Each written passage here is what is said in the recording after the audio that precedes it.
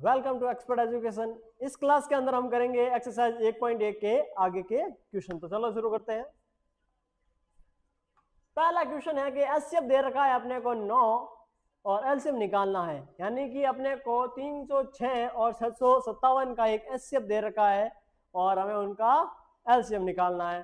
तो देखो इसके अंदर देखो, या तो अपन क्या करते हैं 306 और 657 का अभाज्य गुणनखंड विधि से करते हैं, फिर उसका एलसीएम निकालते हैं, या अपने एक फॉर्मूला पढ़ा था कि एचसीएफ गुणा एलसीएम बराबर ए गुणा बी। ठीक है, अगर अपने को यहाँ पे एलसीएम निकालना है, एलसीएम बराबर क्या हो जाएगा, एलसीएम बराबर हो जाएगा ए गुणा बी बटा एचसीएफ। वैल्यू पुट करते हैं सीधी। ए का मान है अपना 306 गुणा 657 और एचसीएफ है अपना 9। अब देखो 3 की टेबल से कट जाएंगे, ये 102 बार, ये 3 बार, 102 गुणा 657 बटा 3 हो गया। जब 102 को 657 से मल्टीप्लाई करते हैं तो अपना आंसर आता है 66,014 बटा में 3। अब इसको सॉल्व करते हैं, 2 बार, फिर 2 बार क्या हो गया 10, इसके अंदर चला जाएगा 3 बार 11 और फिर 3 बार और चला गया अपने 24 हो गए 8 बार। ये अपना आ गया आंसर।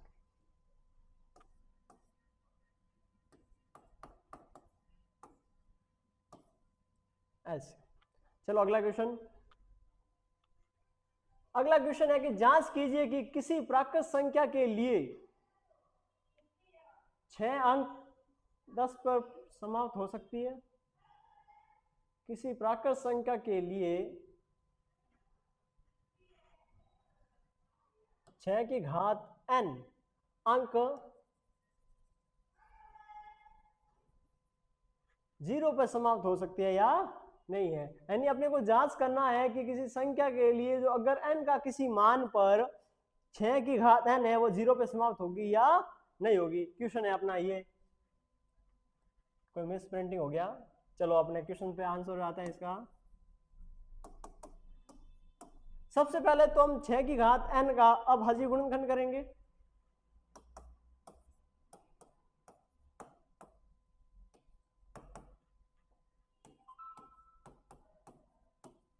दो की घात n गुणा 3 की घात n। अब देखो अपन ने एक एग्जाम्पल किया था, इसका सबसे पहला एग्जाम्पल पिछले वाले वीडियो में, जिसके अंदर हमने देखा था कि जब 4 की घात n वाला ही सवाल था तो उसके अंदर हमने कहा था कि अगर किसी भी संख्या के किसी n के मान पर उसका अगर 0 पर समाप्त होना है तो उसके गुणनखंडों में 2 की घात n गुणा 5 की घात n होना चाहिए। लेकिन अपने यहाँ देखते हैं तो गुणनखंड करने पर 2 की घात n तो है लेकिन 5 की घात n नहीं है। तो वही देखो, वही कॉन्सेप्ट और वही आंसर, यानी ये 0 पे समाप्त नहीं होगा। क्यों नहीं होगा, तो कारण देखना है। तो अपने को कारण बताना है कि कारण है कि 6 की घात n के गुणनखंड करने पर 2 की घात n गुणा 3 की घात n आता है, लेकिन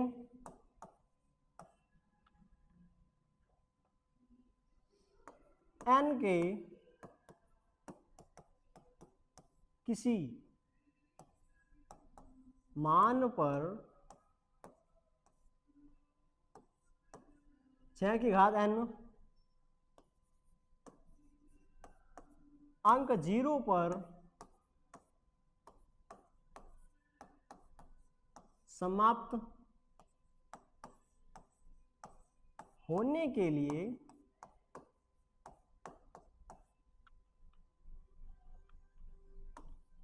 6 की घात n के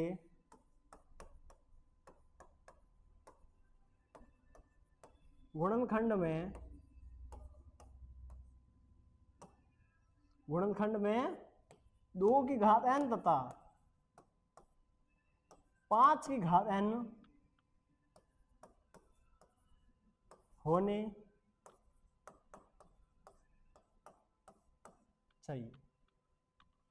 ठीक है, ये इसका आंसर है। और आगे एक लाइन और लिखना है तो लिख सकते हैं कि 6 की घात n के गुणनखंड में 2 की घात n तो है लेकिन 5 की घात n नहीं है, इसलिए ये n के किसी भी मान पर 6 की घात n 0 पे समाप्त नहीं होगा। ठीक है, नेक्स्ट क्वेश्चन देखते हैं। अगला क्वेश्चन है कि व्याख्या कीजिए कि 7 गुणा 11 गुणा 13 प्लस 13 और 7 गुणा 6 गुणा 5 गुणा 4 गुणा 3 गुणा 2 गुणा 1 और प्लस 5 भाज्य संख्याएं क्यों हैं। यानी अपने को ये संख्या दे रखी है, दोनों भाज्य संख्या हैं और अपने को कारण बताना है कि ये भाज्य संख्या क्यों है। तो देखो सबसे पहली संख्या लेते हैं अपने। पहली संख्या है 7 गुणा 11 गुणा 13 और प्लस के 13। अब देखो ये पूरी एक संख्या है और ये एक संख्या है। ठीक है, इसमें भी 13 है और इसमें भी 13 है। अगर मैं 13 को बाहर कॉमन ले लूं तो अंदर क्या रह जाएगा, यहां रह जाएगा 7 गुणा 11 प्लस 1 प्लस का 1। 11 7 77 77 और 1 78। अब देखो या तो हम आगे 78 के अभाज्य गुणनखंड करें, ठीक है, अगर नहीं करें तो भी देखो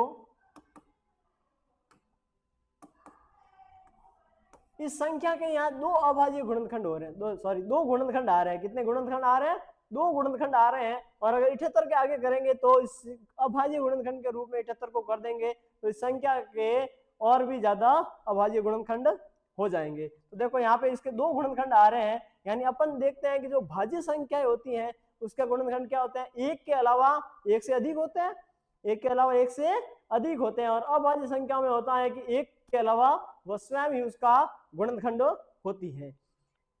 यानी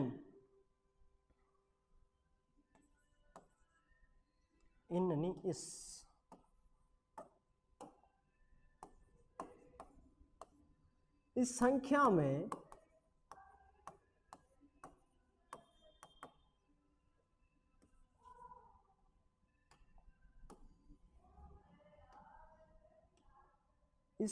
में संख्या के गुणनखंड एक के अलावा अन्य 2 भी हैं।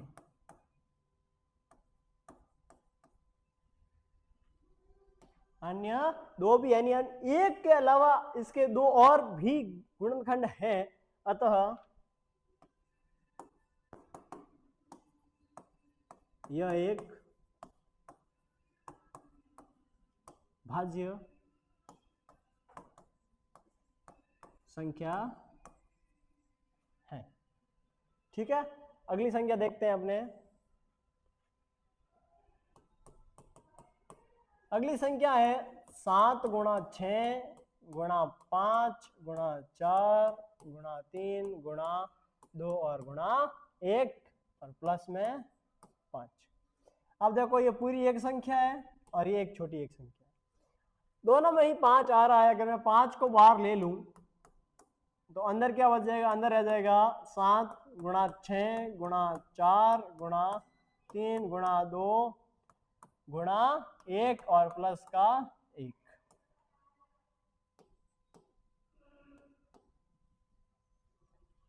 इन सब को जब आपस में गुणा करते हैं तो अपना आता है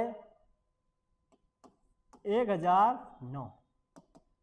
क्या जाएगा, 1009।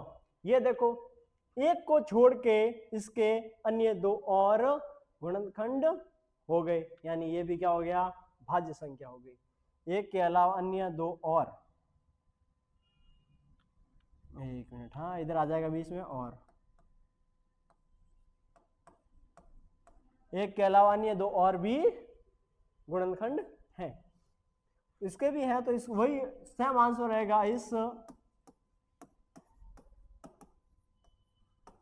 संख्या में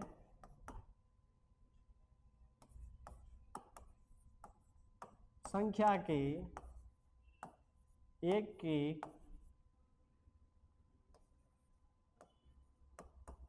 अलावा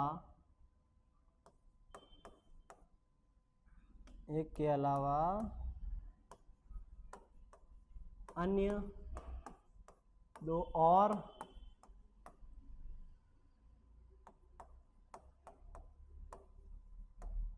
गुणनखंड भी हैं। अतः यह संख्या भाज्य संख्या है।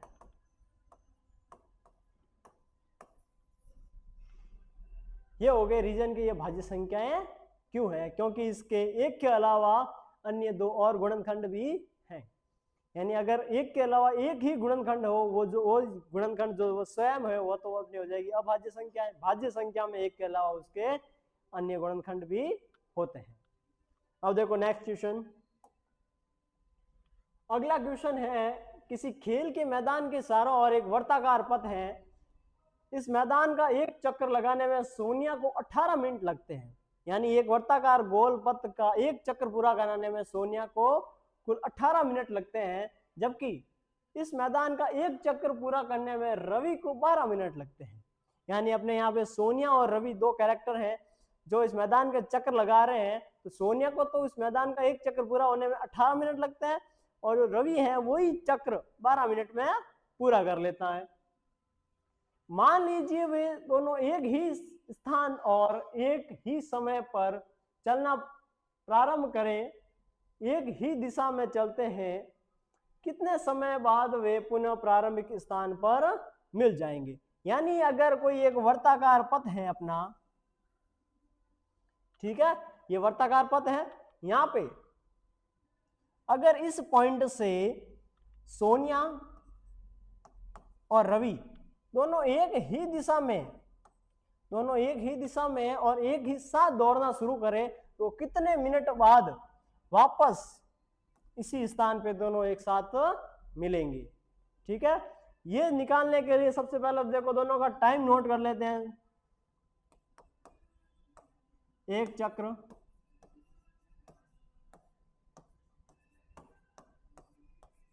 पूरा करने में लगा समय, एक चक्र को पूरा करने में लगा समय। सोनिया का कितना समय लगा? सोनिया को लगा 18 मिनट। सोनिया को 18 मिनट और रवि के मिनट। तो वापस कब मिलेंगे, पुनः कब मिलेंगे? तो दोनों का एलसीएम निकाल दो।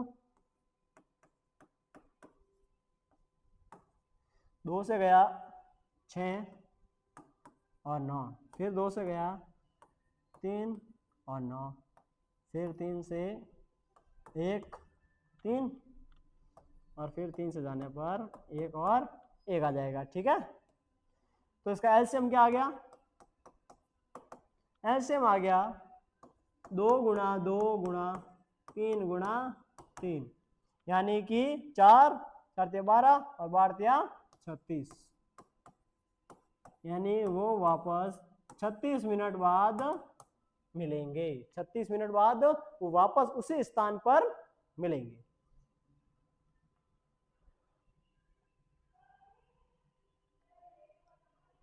आज की क्लास यहीं समाप्त होती है और आगे की क्लास के वीडियो जो आगे हैं अपने एग्जाम्पल्स और एक्सरसाइज 1.2 वो नेक्स्ट वीडियो में। Thank you so much.